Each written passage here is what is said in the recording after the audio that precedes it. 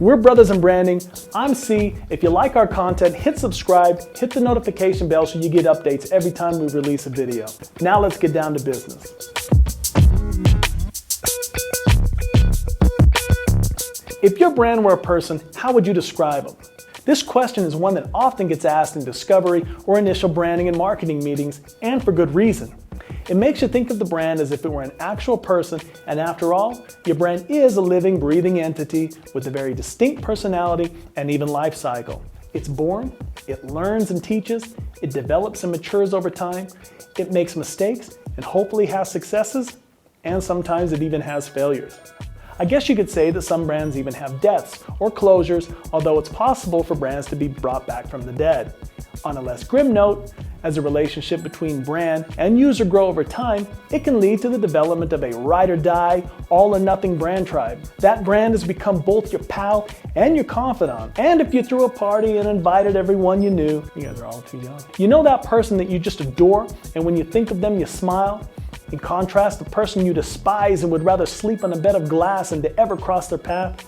Your interaction with both types of people are what has led you to the perception of them. When sincerely built through varying touch points over time, a brand's personified traits are what you feel when you see the logo, when you hear the name of the brand, when you see their ads, or even, just like a person, when you think about them. The results are real, people. Good branding makes you feel something.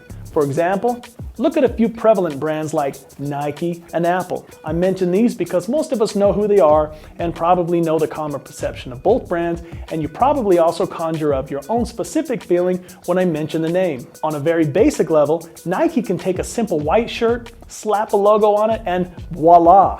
You've just done it. Suddenly you've been transformed into an athlete, regardless of your athletic ability. You can buy a MacBook, and all of a sudden you are part of the Apple Genius team, one of the crazy ones that's changing the world. You guys familiar with that one? Does this type of emotional impact happen overnight? Not usually, but there are more ways for you to reach and build an audience than there ever has been in the history of the world.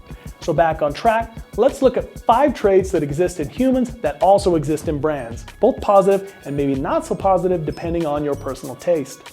Number 1, quirky, adjective, characterized by peculiar or unexpected traits. Peculiar, like a hamburger peddling clown. Unexpected, like a witty gecko that delivers punny insurance dialogue. How about a YouTuber that does his videos underwater, in a suit, and only uses cue cards and voiceovers to communicate? Quirky disrupts. It causes pause and gets your attention. Quirky oftentimes makes people chuckle and brings down walls. It allows brands to feel a little less serious, and when done right, it can make them seem more welcoming and approachable, making the potential user feel more positive or at least curious about the brand. If unintended, quirky can seem strange or just off, but there is a positioning for that too. Yep, you'll hear me say it a lot in branding and positioning. I personally don't think there's a right or wrong. Just know what you want, know your audience, take a stand, and own it. Number 2, helpful, adjective, giving or ready to give help. I'm sure you can name a few helpful people in your life. I'm sure you can also name a few helpful brands in your life. I'll give you a second to think about it.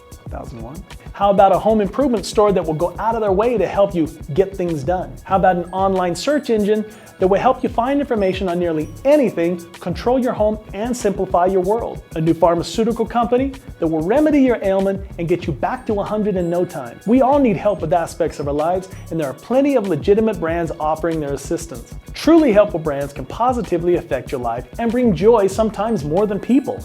We might even put them on a pedestal and shun anyone who speaks poorly of them. Every person in business has different needs, and there are brands available to help. Maybe you think being helpful sounds boring, but make no mistake that it can be an effective way to build a brand tribe and move the needle. Number 3, sophisticated, adjective, appealing to people with worldly knowledge or experience. If you don't know anyone that fits this trait, maybe you've seen someone sophisticated on one of your many entertainment devices. Maybe you have that Facebook or Insta friend that seems to be everywhere awesome, mingling with the most interestingly sophisticated people, eating the most foodie of foods, and sipping the most winey of wines. I made that up. Now picture in your head the brands that feel sophisticated. You might picture the brands that rep Rodeo Drive or Fifth Avenue, and you'd not be wrong, but the truth is that a brand doesn't have to be highbrow or way overpriced to be sophisticated. There are athletic, hype, and street brands that can pull off sophisticated just as well. There are grocery stores, small town brewers, and yoga studios that sparkle in sophistication.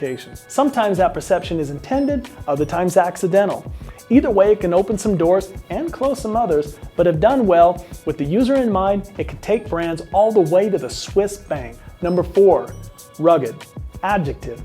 Having or requiring toughness and determination. Cowboys, rugby players, farmers, first responders, Navy SEALs, muddy boots, a mogul conquering truck, an Everest climbing water bottle, a phone that can stay immersed in water for more than a few seconds. All of these imply toughness and appeal to a few types of psychographics.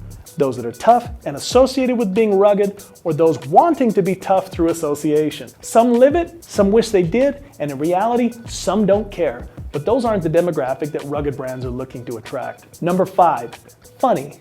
Adjective causing laughter or amusement. Do I need to explain what funny is? What, I'm not funny? What? I'll make an assumption that you know or know of funny people and how that funniness affects others around them. Funny, clever, witty, and even quirky can all be intertwined in branding because they make us chuckle or laugh. And laughter amongst people is one of the strongest bond-building activities next to, you guessed it, a hatred for something.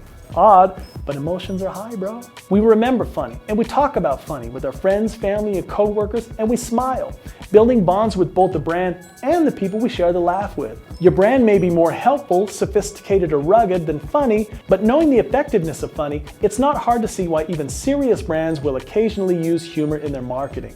Although I only covered 5 human-like brand traits in this video, with all of the personality characteristics that exist in humans, it shouldn't be difficult to dial in your brand's personality and match the audience you want to attract. And remember, your brand can change, grow, develop, and mature just like a person. Go ahead and comment other brand traits that appeal to you in the comment section. Hit like and subscribe for new content. And for your homework, pay attention to brands that you love, their traits, and how they make you feel. And until next time, I'm out.